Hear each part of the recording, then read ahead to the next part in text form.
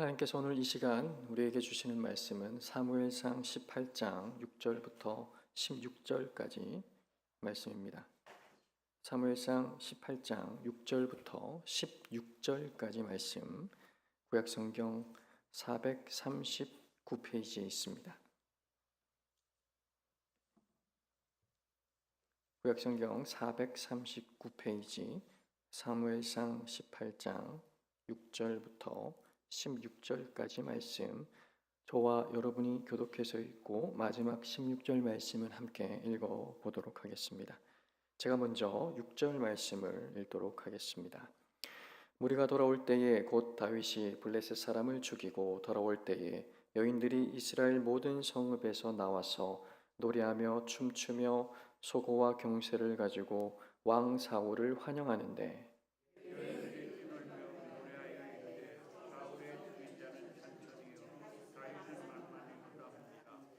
사울이 그 말을 불쾌하여 심히 노하여 이르되, 다윗에게는 만만을 돌리고 내게는 천천만 돌리니 그가 더 얻을 것이 이 나라 말고 무엇이냐고.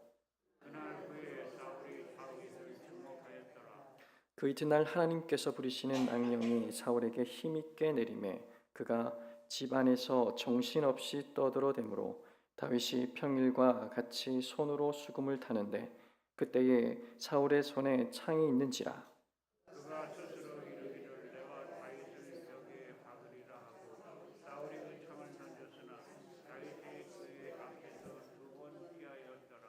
여호와께서 사울을 떠나 다윗과 함께 계심으로 사울이 그를 두려워한지라.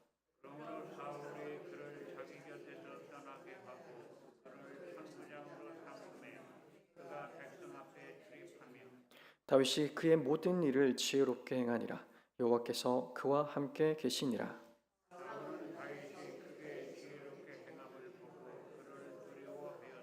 함께 읽겠습니다. 온 이스라엘과 유다는 다윗을 사랑하였으니 그가 자기들 앞에 출입하기 때문이었더라. 아멘. 오늘은 내 영혼을 위한 싸움, 시기, 질투에 대해서 한번 말씀을 드리려고 합니다. 지난번에는 제가 기억하실지 모르겠지만 교만이라는 이야기를 가지고 함께 말씀을 나누었던 것 같습니다. 오늘은 그 두 번째 시간으로 기독교 역사 가운데 추려졌던 7가지 죄악, 이것으로 지적되어 온 이 죄악들을 함께 하나씩 다루어 보도록 하겠습니다. 그래서 오늘은 시기, 질투에 대해서 한번 말씀을 드리려고 합니다. 근데 이 모든 7가지의 추려진 죄악 가운데에서 아마도 가장 강력한 감정을 동반한다라는 죄악이 있다면 바로 이 시기, 질투라고 생각할 수 있을 것 같습니다. 왜냐하면 우리의 에너지, 우리의 감정의 에너지를 집중시키는 것이 바로 질투이기 때문에 그렇습니다. 이 질투를 한번 하기 시작하면 우리는 그 속에서 헤어나오기 어렵습니다. 그래서 앵거스 윌슨이라는 신학자는 이 7가지의 큰 죄악에 대한 이야기를 하면서 신체의 부분으로 이것을 표현을 했습니다. 정욕은 충혈된 눈동자와 같다라고 이야기했고, 또한 탐심은 올챙이 배와 같다라고 이야기를 했습니다. 그리고 교만은 낙타의 코와 같다라고 했고, 오늘 우리가 읽은 그리고 오늘 우리가 볼 시기, 질투는 경련하고 있는 얼굴이다라고 이야기했습니다. 부르르 떨면서 경련하고 있는 얼굴, 이것이 바로 질투의 모습과 같다라고 말을 하고 있는 것입니다. 유대인의 민담에는 시기와 질투와 관련해서 이런 이야기가 있습니다. 어느 날 천사가 나타났습니다. 한 여자에게 말입니다. 그리고는 이야기합니다. 내가 너를 축복하겠다. 그런데 너를 축복할 뿐만 아니라 내가 지명하는 친구가 있다면 그 친구에게도 똑같이, 아니 2배의 복을 전달해 주겠다라고 이야기를 합니다. 이렇게 이야기하자 즉각적으로 이 여자는 자신의 라이벌이었고 심하게 질투하고 있었던 한 친구를 떠올렸습니다. 그리고 이야기합니다. 천사님, 제가 무엇을 하든지 무엇을 원하든지 저에게 주시는 그것을 제 친구에게 갑절로 주시겠다는 말씀이시지요. 그러자 천사가 그렇다라고 말했습니다. 그러자 여자가 요청을 합니다. 어떻게 요청하냐면요, 그러면 제 한쪽 눈을 뽑아 주십시오. 이렇게 이야기했습니다. 어떻게 되는 걸까요? 제 한쪽 눈을 뽑으면 제 친구는 두 쪽 눈이 사라져 버리는 겁니다. 왜 그렇게 했을까요? 시기와 질투 때문이었습니다. 이처럼 이 시기와 질투는 무서운 감정적인 에너지를 담고 있습니다. 그래서 오늘은 우리가 읽은 이 본문의 말씀을 통해서 시기와 질투가 어떤 것인지에 대해서 한번 생각을 해보도록 하겠습니다. 오늘 본문을 보시면 다윗이 등장하고 있습니다. 다윗이 골리앗, 즉 블레셋의 적장을 넘어뜨리고 개선 장군이 되어서 개선 퍼레이드를 하면서 이스라엘로 돌아오고 있었습니다. 이때 오늘 본문의 7절을 보시면 여자들이 도상에서 환영하는 노래를 부르고 있습니다. 여인들이 뛰놀며 노래하며 이르되 사울이 죽인 자는 천천히요 다윗이 죽인 자는 만만히로다 한지라 라고 하고 있습니다. 이 말이 오늘 화근의 시작이었고 비극의 발단이 되었습니다. 전쟁의 승리의 노래를 부르면서 다윗이 죽은 자는 만만이고 사울이 죽인 자는 천천이라고 말하는 것은 왕에 대한 예우는 결코 아닐 것입니다. 그러나 여인들은 이렇게 말하고 있는 겁니다. 다윗은 만만을 죽였고 사울은 천천을 죽였다라고 말이죠. 이 말에 사울은 어떻게 반응을 했을까요? 심히 분노하면서 말합니다. 다윗에게는 만만을 돌리고 나에게는 천천만 돌리다니, 그렇다면 이 다윗이 이 다음에 노리는 것은 나의 왕좌밖에는 없겠구나라고 생각하는 것입니다. 지금 다윗이 그런 마음을 갖고 있었을까요? 결코 그렇진 않았습니다. 이것은 오로지 사울이 혼자서 판단하고 있는 것이었습니다. 이때부터 이 사울의 인생은 달라지기 시작합니다. 시기와 질투의 일생으로 빠져들어가기 시작했습니다. 사울의 전 인생이 왜곡되고 변질되는 비극의 발단이 바로 이 본문이었다는 겁니다. 오늘 우리는 이 사울의 일생을 통하여서 이 시기, 질투가 얼마나 무서운 것인가, 얼마나 무서운 죄악인가를 함께 생각해 보려고 합니다. 자, 그러면 이 시기, 질투는 어떤 죄일까요? 첫 번째로 질투는 자기의 가능성, 내가 가지고 있는 잠재력을 제한시키는 질투의 죄악이라고 할 수가 있습니다. 다시 말씀드리면 질투하기 시작하면 내가 가지고 있는 장점들이 더 이상 개발되지 못한다는 겁니다. 내가 가진 좋은 가능성, 이 모든 것들이 한꺼번에 정지되어 버립니다. 여러분, 이 사울은 본래 어떤 사람이라고 성경은 말하고 있을까요? 성경을 보시면 사울이 처음 등장할 때 왕의 후보로서 묘사되는 장면을 보여주고 있습니다. 그때 이 사울은요, 아주 괜찮은 사람이었습니다. 재능도 있고 재주도 있는 사람이었습니다. 사무엘상 9장 2절 이하에 보시면요, 이렇게 묘사합니다. 그는 매우 준수하다. 그는 미담이다. 얼굴도 잘생겼고 키도 컸고 훤칠한 사람이다 라고 말입니다. 그리고 사무엘상 9장을 쭉 더 살펴보시면 사울의 아버지가 자신의 암나귀를 하나 잊어버려서 이 사울에게 찾아오라라고 명을 합니다. 그래서 암나귀를 찾는 과정 가운데에서 하나님의 사람 선지자를 만나게 되는데 이 선지자에게 얼마나 깍듯하고 예의 있게 대하는지, 신앙의 사람으로서 사울의 성품이 어떤지를 우리에게 보여주고 있습니다. 예의 바른 사람이었고 신앙의 사람이었고 믿음의 사람이었고 게다가 아주 준수한 외모와 키를 가지고 있었던 사람이었습니다. 사실 모든 것을 다 갖추고 있는 사람이다 해도 과언이 아니었습니다. 거기다가 사무엘이 그를 왕의 후보로 피택했고 드디어 기름 부으려 했을 때 사울은 어떤 반응을 보였을까요? 저는 도저히 이 자리를 감당할 수 없습니다라고 겸손한 자세까지 보여주던 자였습니다. 드디어 그가 왕이 되자 몇 차례에 걸친 전쟁을 수행했습니다. 그리고 그 가운데 뛰어난 지략을 발휘해서 전쟁을 승리로 이끌었습니다. 놀라운 통솔력까지 가지고 있었습니다. 리더십에 지혜가 있었던, 여러 면에서 완벽에 가까웠던 인물이 바로 사울이라고 성경은 우리에게 묘사를 하고 있는 겁니다. 그런데 놀라운 사실은요, 이 사울이 다윗을 질투하기 시작하자 그 순간부터 사울이 가지고 있었던 모든 장점들이 다 사라져버리기 시작했습니다. 동시에 그가 가지고 있었던 너그러움도 사라져 버렸습니다. 그리고 더 이상 그는 개발되지 못했습니다. 더 이상 그는 리더로서 성숙해지거나 성장하지 못하게 되었습니다. 이런 사건들은 우리의 인생의 장에서 언제든지 일어날 수 있는 일들입니다. 영화 아마데우스란 영화를 혹시 알고 계신지 모르겠습니다. 이 영화가 보여주는 메시지도 바로 이런 것입니다. 오스트리아 비엔나에 있었던 궁중악사가 있었습니다. 그 이름은 안토니오 살루에르라는 사람이었는데 이는 굉장히 훌륭한 음악가였습니다. 나름대로 인정을 받는 음악가였기도 했습니다. 그러다가 어느 날 그가 발견한 소년에 불과했던 그러나 천재적인 재능을 가지고 있었던 한 인물을 보았습니다. 그가 바로 볼프강 아마데우스 모차르트였습니다. 그는 그를 본 순간, 이 모차르트를 본 순간 질투의 감정이 솟아오르기 시작했습니다. 끌어오르기 시작했습니다. 그때부터 이 안토니오 살루에르의 인생은요, 무너져 내려버리기 시작합니다. 사실 이 살루에르는 나름대로 충분한 가능성과 재능을 가지고 인정받는 삶을 살고 있었음에도 불구하고 그가 질투에 사로잡히기 시작하자 그는 더 이상 자신의 재능을 발휘하지 못했습니다. 자신의 은사를 개발하지 못했습니다. 그리고 그의 인생은 결국 퇴락으로 이끌어지기 시작했습니다. 질투하기 시작하면 내 삶의 너그러움들은 사라지기 시작합니다. 동시에 나의 가능성 또한도 무너져 내려버리기 시작합니다. 내 가능성을 사장시킬 수밖에 없는 죄, 이것이 바로 질투라는 이름의 죄악이라는 것을 우리는 생각해 볼 필요가 있는 것입니다.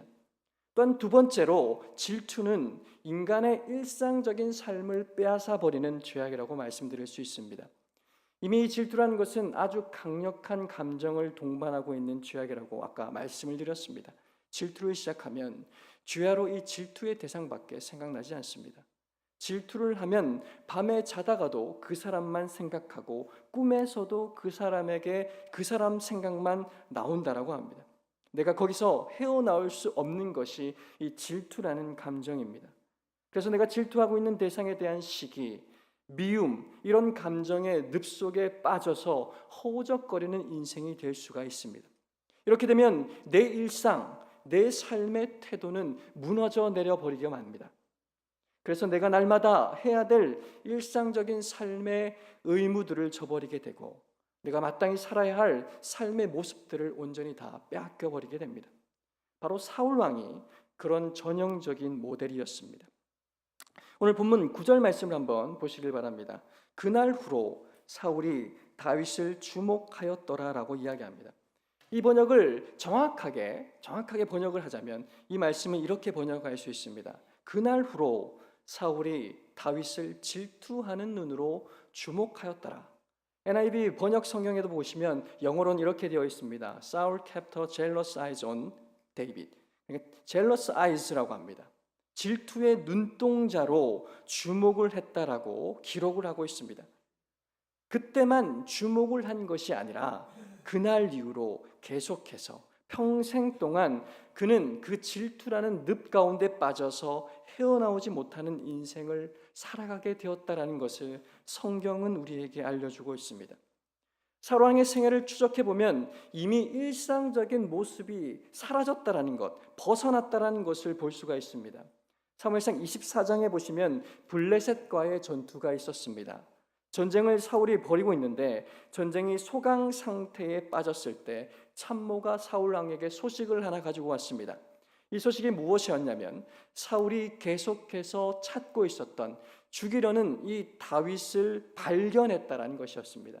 다윗이 가까이 있다라는 소식을 듣자마자 사울은 다윗을 잡으러 쫓아갔습니다. 사실 이것은 말이 안 되는 이야기입니다. 왜냐하면 지금은 전쟁을 하고 있는 기간이었기 때문입니다. 이 전쟁을 수행하고 있는 이 시간에 개인적이고 사사로운 일들로 이 전쟁을 중단하고 사울왕이 다윗을 잡으러 갔다라는 것입니다. 이것은 그만큼 자신의 일상, 자신이 해야 될 우선순위, 이 모든 것이 마비되었다라는 것을 뜻하는 것이기도 합니다. 질투는 그만큼 그 대상 외에 나로 하여금 어떠한 것에도 집중하지 못하게 하는 강력한 감정을 가지고 있다는 것을 성경은 우리에게 보여주고 있는 것입니다. 그래서 내 일상적인 삶은 모든 것이 마비되고 정지되게 되는 것입니다. 이런 사례를 우리는 어렸을 때 읽었던 동화를 통해서도 알 수가 있습니다. 우리가 잘 아는 백설공주 이야기가 있습니다. 백설공주에게 새로운 왕비 계모가 들어옵니다. 그런데 이 왕비는 매일마다 하는 일들이 있었습니다. 그것은 거울 하나, 매직 거울 앞에서 이야기를 하는 것입니다. 거울에게 향해서 질문을 던집니다. 거울아 거울아, 이 세상에서 누가 제일 예쁘니? 그러면 요술거울은 어떻게 대답을 합니까? 왕비님이 이 세상에서 가장 고우시고 우아하시고 아름답습니다라고 이야기를 하는 겁니다. 그러면 날마다 이 이야기를 통해서 자신을 확인하기 시작합니다. 끊임없이 어김없이 거울 향해서 질문할 때마다 왕비님이야말로 세상에서 가장 아름다우신 분이십니다라고 이야기를 합니다. 기분 좋게 하루를 시작할 수 있는 것이죠. 그러던 어느 날 왕비가 요술거울을 향해서 똑같은 질문을 던졌습니다. 그런데 그때에는 전에 없는 답을 하기 시작합니다. 어떤 대답이 나왔을까요?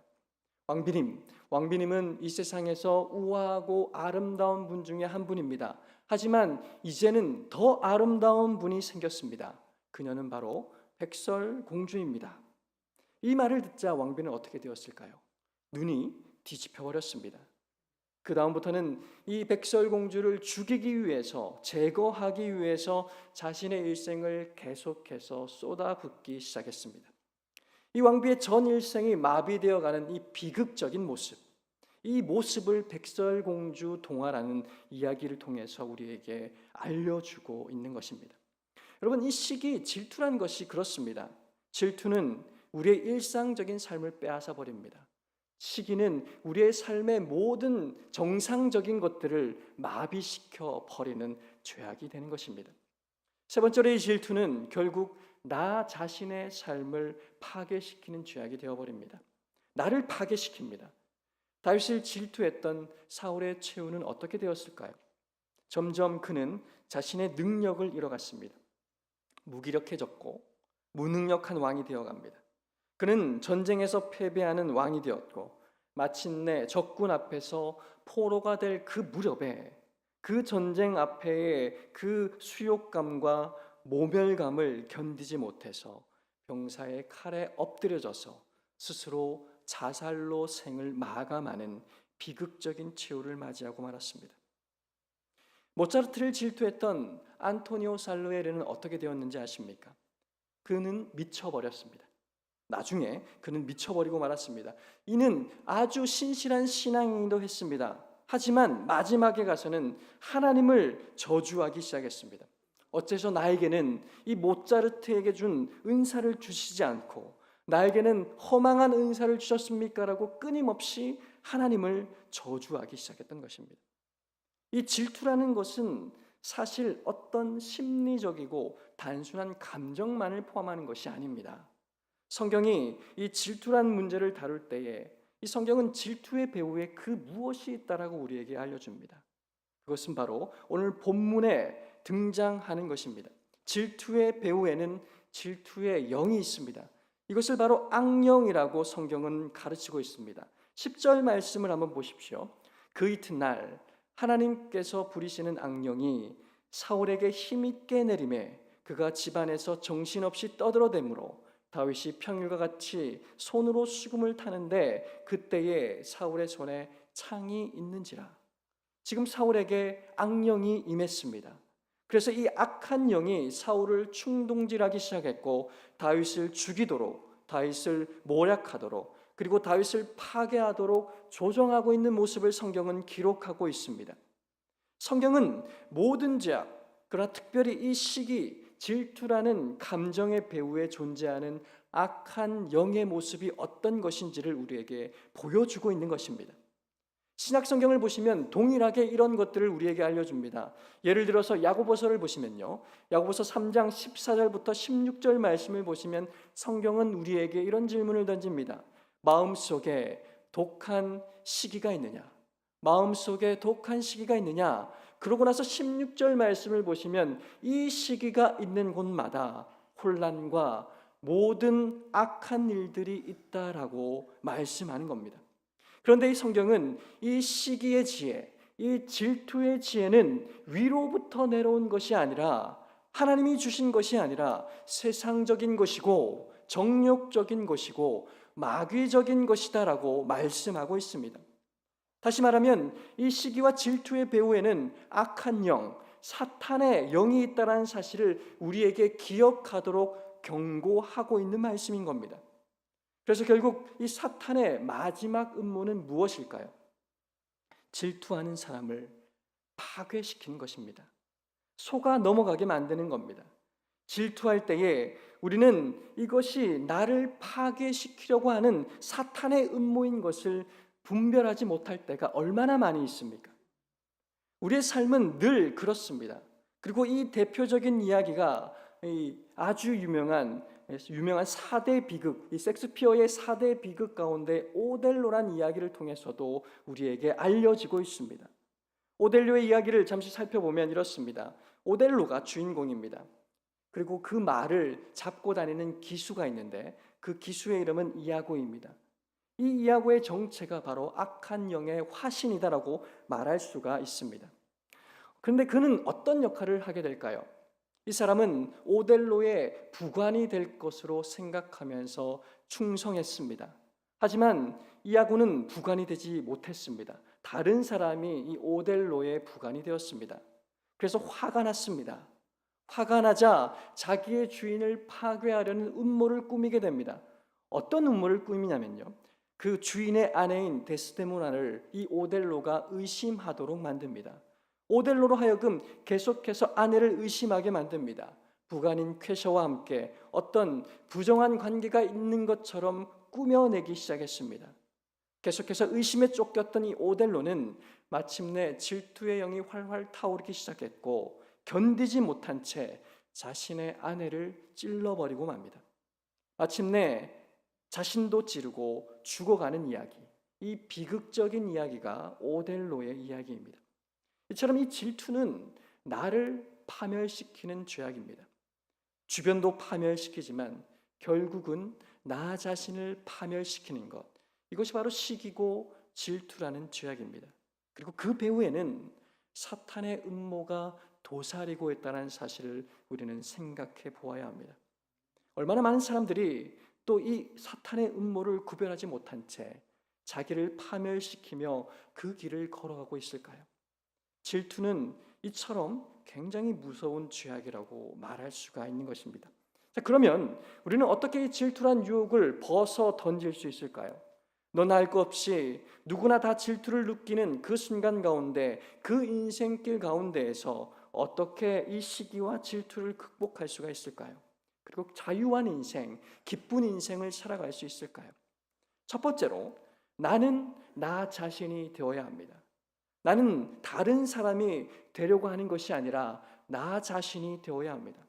평범한 나 자신 속에서 비범함이 있다는 사실을 생각해야 됩니다.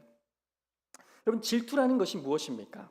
이 질투는 결국 내가 갖지 못한 것, 남이 가지고 있는 것, 남이 가지고 있는 것에 대한 시기, 질투, 바로 그것 아니겠습니까? 그러나 우리는 그때마다 이것을 생각해야 됩니다. 내가 가지고 있지 못한 것을 남이 가지고 있지만, 어떤 의미에서 생각하면 남이 가지고 있지 못한 것을 하나님께서는 또한 나에게 주셨다는 사실입니다. 나는 하나님께서 나에게 주신 것, 그것을 가지고 내 인생을 살아가면 되는 것입니다. 나의 장점, 나의 재능, 부족하지만 하나님께서 내게 주신 것, 내 인생을 그렇게 살아가면 되는데, 내 것, 내 장점, 내 은사는 개발시키지 않고 하나님께서는 왜 나에게 이것을 주시지 않았을까?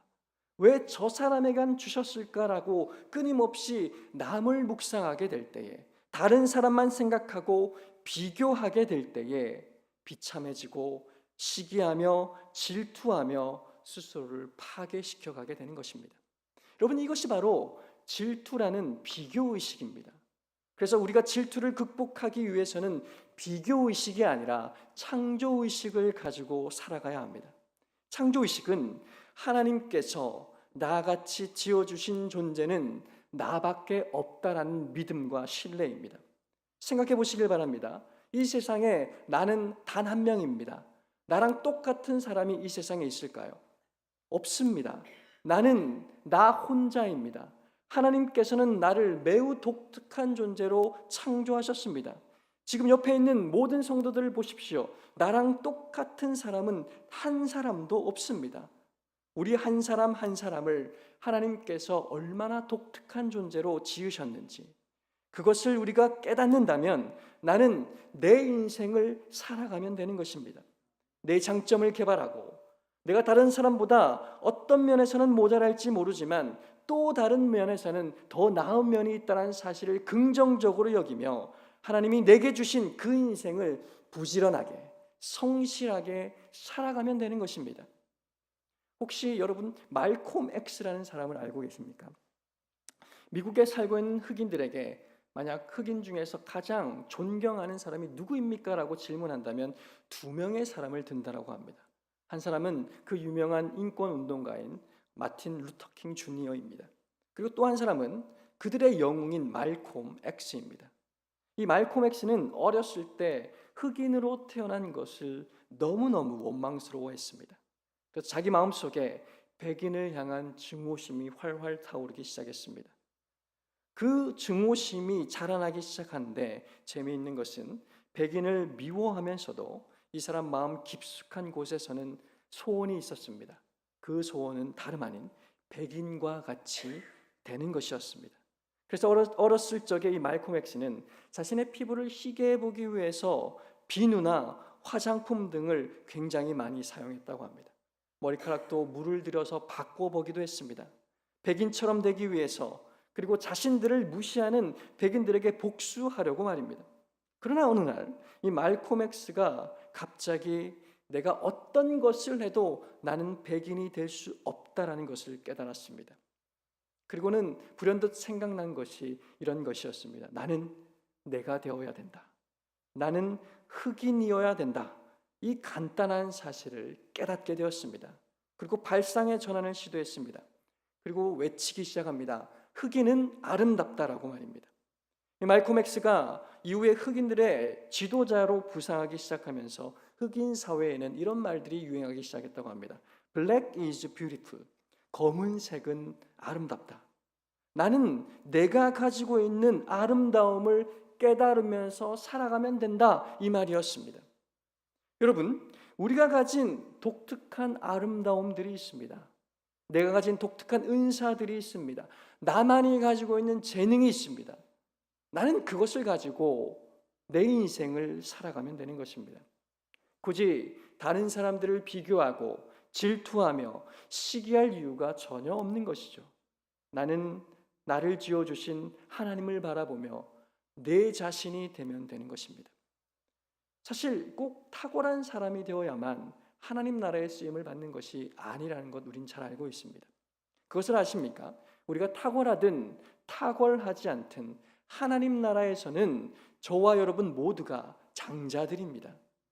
모두가 중요하고 모두가 적재적소에서 쓰임을 받는다는 사실입니다. 노래를 잘하는 파바로티가 있습니다. 도밍고가 있습니다. 조수미 같은 성악가들이 있습니다. 그들은 큰 음악제가 있을 때 그곳에서 쓰임을 받습니다. 우리 시온 찬양대가 있습니다. 그들은 어떻습니까? 매주 주일마다 쓰임을 받습니다. 거룩한 하나님을 찬양하는데 말입니다. 그럼 그것만 중요한 것일까요? 아닙니다. 안내, 주방봉사, 청소, 전도, 카페봉사 등등 수많은 곳에 서서 우리는 쓰임을 받습니다. 중요한 것은 내 나름대로 하나님께서 내게 주신 그 은사를 가지고 내가 쓰임을 받는 인생을 살아가는 것입니다. 비교할 필요 없이 말이죠. 거기서 만족하고 거기서 행복하면 질투할 이유가 없는 것입니다. 우리 자신, 하나님께서 만들어주신 나 자신, 하나님이 기대하는 내 스스로가 될 수 있기를 우리는 계속해서 기도하는 삶을 살아가야 하는 것입니다. 두 번째로 우리는 이 질투를 극복하기 위해서 이웃을 축복하는 삶을 살아가야 합니다. 이웃을 칭찬할 줄 아는 사람이 되어야 됩니다. 여러분, 질투의 반대 개념은 칭찬, 축복입니다. 안토니오 살리에리에게는 격렬한 질투가 있었습니다. 그런데 이 질투를 받았던 모차르트는 이 질투의 유혹에 빠지지 않았습니다. 어느 날 이 모차르트도 훌륭한 후배 한 사람을 발견합니다. 그 사람의 이름은 베토벤이었습니다. 그때 모차르트는 어땠을까요? 결코 질투하지 않았습니다. 오히려 주변 사람들에게 이렇게 이야기합니다. 이 사람을 주목하라. 그는 세계 음악사에 남을 놀라운 인물이 될 것이다. 여러분, 이 모차르트의 태도는 얼마나 좋습니까? 슈만이라는 사람도 있습니다. 브람스를 발견했을 때 이 브람스의 천재성을 인정해주고 그를 격려하고 세워주며 앞으로 나아갈 수 있도록 끊임없이 도왔다라고 합니다. 그 뒤에 슈만이 늙어서 병이 걸렸습니다. 병에 걸려서 고통스러운 인생을 보낼 때에 이 브람스가 이 슈만을 책임져 주고 도와주는 아름다운 우정을 보여주었다라고 합니다. 저는 매우 결과론적인 이야기지만 오늘 본문에 나타난 사울과 다윗의 관계를 묵상하면서 제 마음속에 이런 질문들이 계속해서 일어났습니다. 만일 사울 왕이 다윗과 함께 돌아왔을 때 사람들이 다윗에게 박수를 치는 그 순간에 다윗의 그 위대한 용맹, 그 업적들을 칭찬할 때 사울 왕이 하나님께 그리고 사람들에게 이것이 축복이고 복입니다라고 선포했다면, 그렇게 말했다면 사람들이 사울 왕을 얼마나 존경하고 칭찬했을까라는 생각 말입니다.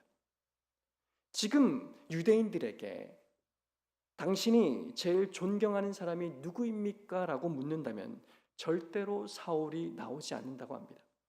사람들은 오직 다윗만을 기억한다고 합니다. 그러나 만일 이 사울이 당시 그때에 다윗을 축복하고 세워줬더라면 건국의 시조고 또한 다윗이라는 성군을 배출한 위대한 지도자로서 백성들에게 기억되지 않았겠습니까? 그 축복을 온전히 사울도 누릴 수 있지 않았겠습니까? 사울이 만약 다윗을 세울 줄 알았더라면, 그를 축복할 줄 알았더라면, 그를 격려할 줄 알았더라면 이스라엘 역사는 얼만큼 달라졌을까요? 사울 자신의 인생은 또 얼만큼 달라졌을까요? 그러나 오늘 본문에서 우리는 너무나도 비극적인 사울의 인생을 표현해 주는 문구를 발견하게 됩니다. 오늘 12절에 보십시오. 12절에 보시면 이렇게 말하고 있습니다. 여호와께서 사울을 떠나 다윗과 함께 계심으로 사울이 그를 두려워한지라. 여기는 극적인 대조가 두 가지가 나옵니다. 하나님께서 사울을 떠났다. 하나님은 질투를 싫어하신다. 그리고 질투하시는 자를 떠나가신다라고 생각할 수 있습니다.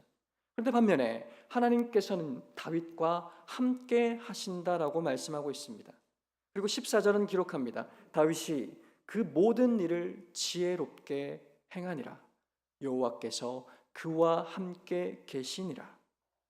다윗을 향한 그 질투의 감정을 극복하지 못하고 계속해서 다윗을 죽이고 음모하려고 파괴하기 위해서 달려갔던 사울의 인생, 반대로 다윗의 인생은 어떤 인생이었습니까? 그런 질투를 받으면서도, 그런 죽임의 위협 앞에서도 다윗은 사울을 깍듯하게 모십니다. 자기를 죽이려고 시도했던 그런 사울 왕을 죽일 수 있는 기회가 있었음에도 불구하고 나는 하나님께서 기름 부으신 자를 손댈 수 없다라고 말했습니다.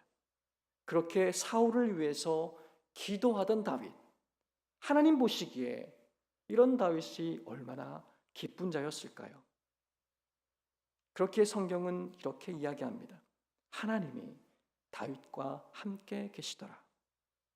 다윗은 더 지혜로운 사람, 더 용기 있는 사람, 그리고 하나님의 손에 붙잡힌 바 된 하나님의 마음에 합한 자였습니다.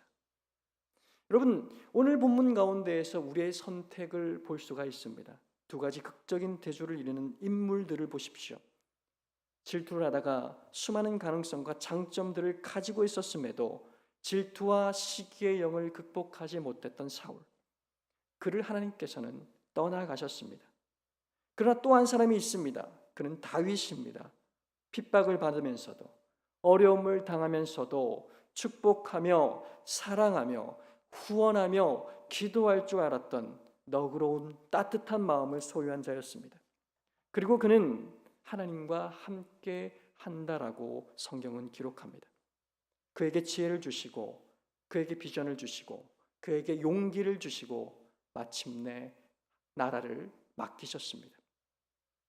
오늘 저와 여러분의 일생은 누구의 일생을 닮은 일생일까요? 사울의 일생일까요? 아니면 다윗의 일생일까요? 하나님께서 함께 하신 다윗, 이 다윗은 먼 훗날 예수 그리스도의 아름다운 모형으로 알려지게 됩니다. 예수님께서 왜 이 땅에 오셨을까요? 우리를 구원하시려고, 우리에게 복 주시기 위해서, 우리를 사랑하시기 위해서 이 땅 가운데 오셨습니다. 그래서 사람들이 자신을 십자가에 못 박으려 하고 고통을 주려 하고 욕하며 저주하며 배신하는 그 상황 가운데에서도 십자가에 달려 그 고통과 비극이 절정으로 치닫는 그 순간에서도 우리 주님께서는 무엇을 하셨을까요? 기도하셨습니다. 자기를 못 박는 자들을 위해서 용서하시며 기도하셨습니다. 그리고 말씀하십니다. 아버지, 저들이 하는 것을 저들이 모르오니 용서해 주십시오라고 말입니다. 용서하며 사랑하고 세우셨던 우리 주님, 그래서 우리에게 찬양과 영광과 존귀를 받으시는 우리 주님, 예수 그리스도 그분을 구세주와 주님으로 영접하고 따른다라고 우리가 고백한다면 우리는 어떤 삶을 선택해야 되겠습니까? 사울의 삶을 선택해야 될까요? 아니면 다윗의 일생, 다윗의 후손이신 우리 주님 예수 그리스도의 생애를 쫓아서 살아가기를 다짐해야 되겠습니까? 우리 인간의 연약함 때문에 끊임없이 비교하며 우리 마음속에 드러나는 시기와 질투의 삶, 그러나 이 시기와 질투를 넘어서서 이웃을 사랑하며 격려하며 세워줄 줄 아는 사람, 하나님의 마음에 합한 사람, 주님이 너무 기뻐서 함께하기를 즐겨하는 인생. 여러분, 우리의 인생의 선택이 바로 여기에 있습니다. 우리는 어떤 길을 가시겠습니까? 우리 모든 성도들은 다윗의 길을 쫓아 그리스도의 뒤를 쫓아서 그리스도를 본받는 삶을 살아가시기를 주님의 이름으로 간절히 바랍니다. 찬송하시겠습니다. 찬송가